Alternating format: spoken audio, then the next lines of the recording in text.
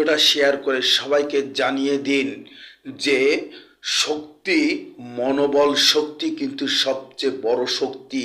সেটার প্রমাণই এই ভিডিওটা।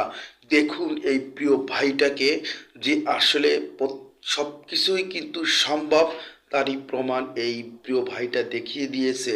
যে তার যে অবস্থা, তারপরও দেখুন সে কীভাবে নারকেলগুলো ভেঙে টুকরো টুকরো করে ফেললো।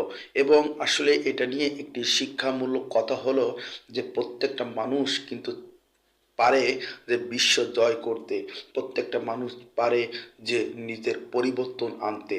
আসলে আমাদের মনোবল এতটাই দুর্বল যে আমরা কোনো কিছু করার আগেই সেটা আমি পারবো না, সেটা আমি করতে পারবো না, এমনটাই আমরা সবসময়ের জন্য ভাবি।